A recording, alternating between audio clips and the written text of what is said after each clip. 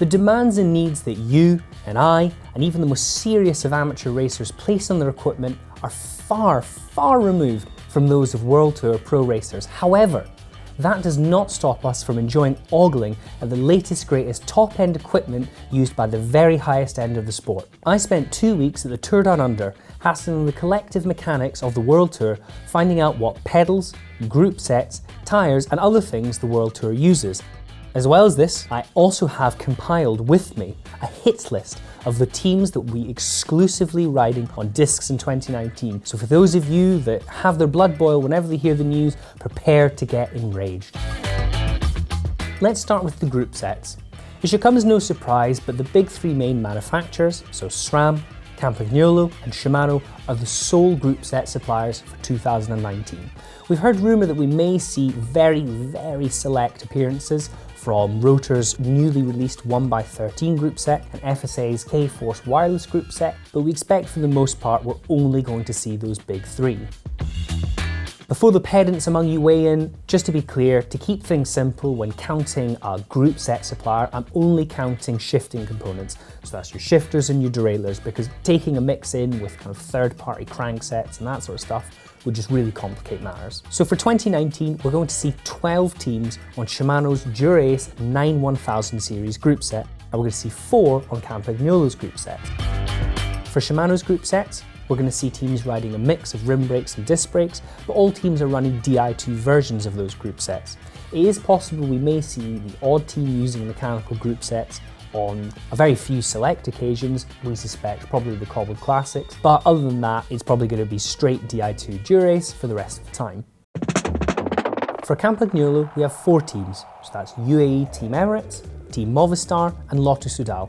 We also have AG2R, who are running quite an unusual mix of group set components. So where the rest of teams are running Campagnolo's so far unreleased super record 12-speed EPS group set, AG2R are actually running a previous generation 11-speed version of the super record group set, which in itself isn't that unusual, though at the top end of sport you'd expect them to be on the newest stuff. But this is matched with a mix of other components from other brands. So we've got Rotor's cranks up front, but notably all of the team are running Ultegra cassettes. This really surprised me because you may see teams using off-brand stuff for training, but they're actually racing on this. And it says a lot that that is something worth noting when we consider the rest of the teams are so homogenous. So there you go, that's the state of tech at the top end of the sport.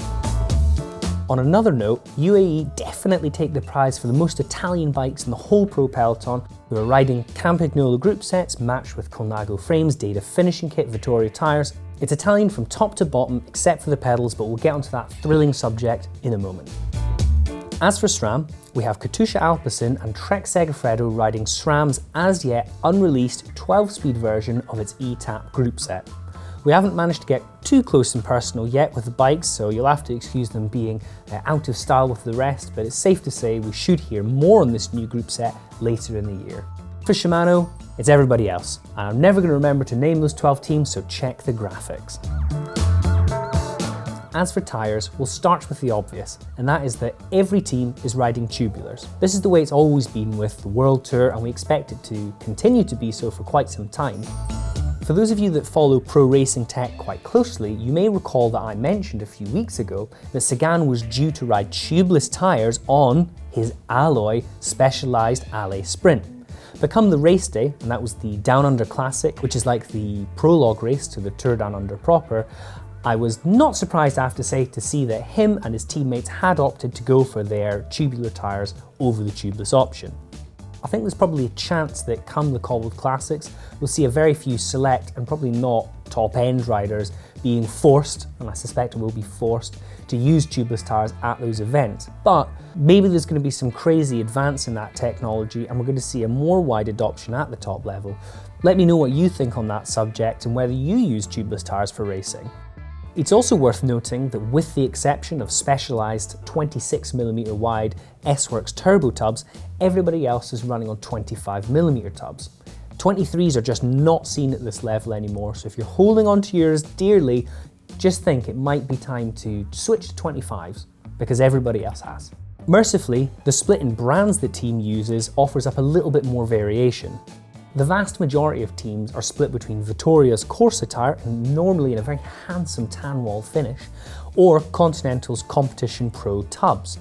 Interestingly, on the note of the Continental tyres, if you look incredibly closely, you'll see that they've switched from a full file tread this year to a file tread on the outside with a very, very slick section in the middle. It's interesting to see that they've made that running change to what is one of the favourite tyres of the Pro Peloton. Other than that, we have Michelin Scott running Pirelli's P0 Velo tyres. We have Astana Pro Team running on Wolfpack tyres, which was actually a new one on me, a very small German brand. We have AG2R running on Vredestein tyres, and I'm very sorry if I pronounced that wrong. And lastly, we have the two Specialized equipped teams, so that's Deceuninck Quickstep and Bora Hansgrohe, running on Specialized's S-Work Turbo tyres. And finally we come onto pedals. Now looking through the pits of the Tour Down Under, the only pedal systems on show were from Shimano and Loop.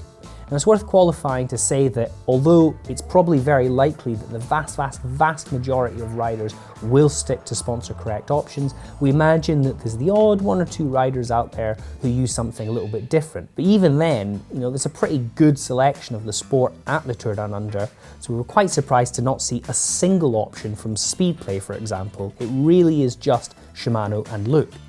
It'll be interesting to see as the season progresses if that dominance continues, or whether we will see a little Speedplay pedal here, a little time pedal there, and perhaps in seasons to come we'll see one of those other names coming in as a sponsor, but only time will tell for now. And lastly, the question you've all been waiting to hear the answer of: which teams in 2019 will exclusively eschew rim brakes in favour of disc brakes? It's time to name and shame the 5 most progressive teams of 2019. Trek Segafredo, Dimension Data, Katusha Alpecin, Deceuninck Quickstep, and Bora Hansgrohe. These are the 5 that should be in your sights for 2019, you anti-disc zealots. Now, however, there are of course exceptions among here. For example, just to pick an example off the top of my head, Trek Segafredo do not yet have a disc-equipped TT bike, though we imagine, by the wording that is given by the PR, that will change throughout the year. So keep your eyes peeled, because any teams that are still running a rim brake version of a certain bike for a certain event, we think it's only a matter of time until we see a disc-equipped version of that.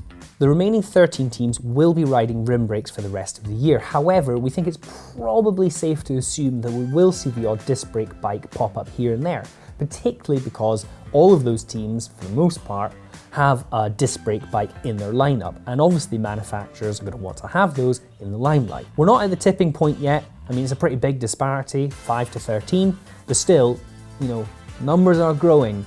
So for those of you that will hold on to your rim brakes for the rest of your life, maybe it's time to start hoarding them away in your basement, because obviously the manufacturers at large are going to push them away into the peripheries of relevance. Or not, because that's not going to happen. If you feel like geeking out on more World Tour tech, head to BikeRadar.com, because we wrote dozens of articles from the Tour Down Under, and there's loads of really cool pro bike features you can check out there. I'm hoping to get along to some other races this year, and that includes some mountain bike stuff, and we're going to try and do more content like this. What would you like to see? What kind of measurements, details, just whatever would you like to see from pro bikes of this world? Leave your thoughts in the comments, and do not forget to like or subscribe.